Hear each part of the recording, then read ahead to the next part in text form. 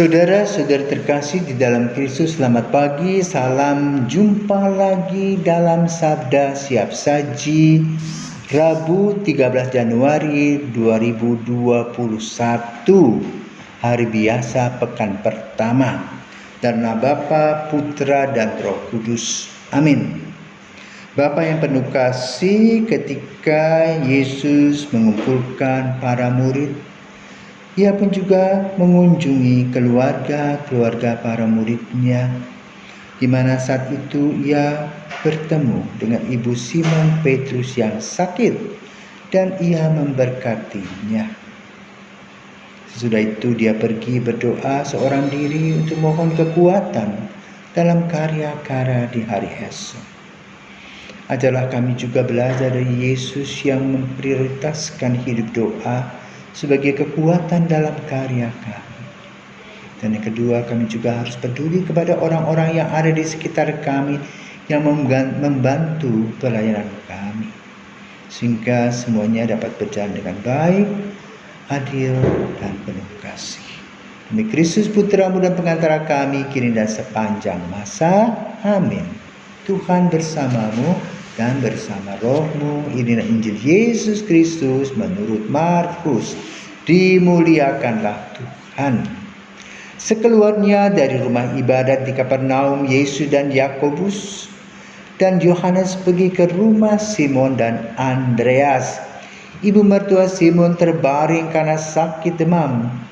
Mereka segera memberitahukan keadaannya kepada Yesus. Yesus pergi ke tempat perempuan itu, sambil memegang tangannya Yesus membangunkan dia, lalu lenyaplah demamnya.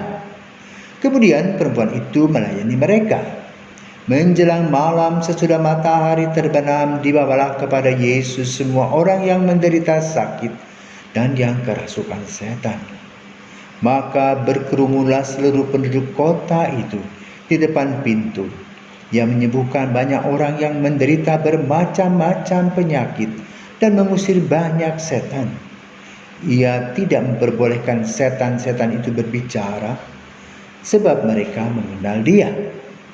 Keesokan harinya, waktu masih gelap, Yesus bangun dan pergi keluar. Ia pergi ke tempat sunyi dan berdoa di sana. Tetapi Simon dan kawan-kawannya menyusul Yesus. Waktu menemukan Yesus, mereka berkata, "Semua orang mencari Engkau." Jawab Yesus, "Marilah kita pergi ke tempat lain, ke kota-kota yang berdekatan, supaya di sana juga aku memberitakan Injil. Karena untuk itu aku memberitakan Injil. Untuk itulah aku telah datang." Lalu pergilah Yesus ke seluruh Galilea, memberitakan Injil dalam rumah-rumah ibadat mereka dan mengusir setan-setan. Demikianlah Injil Tuhan, terpujilah Kristus. Kita harus mengacungkan jempol kepada Yesus yang sudah memberikan kepada kita teladan. Biasanya, atau banyak orang kadang-kadang ingin show, ingin terkenal di luar, bagi-bagi rezeki,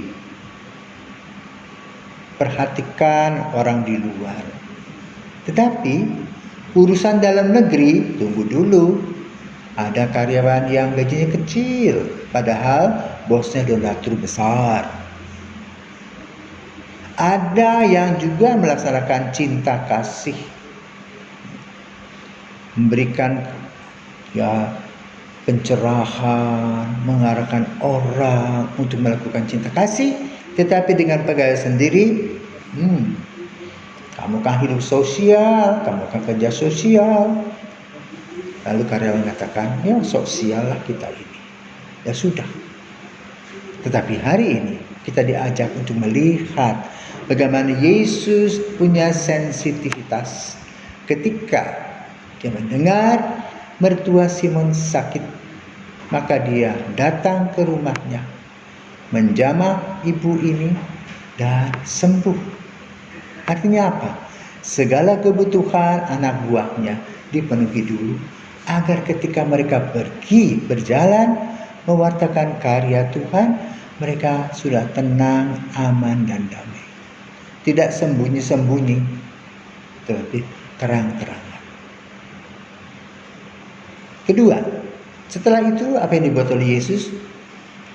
Dia tidak bertemu dengan orang tuh, wah jumpa fans, tidak.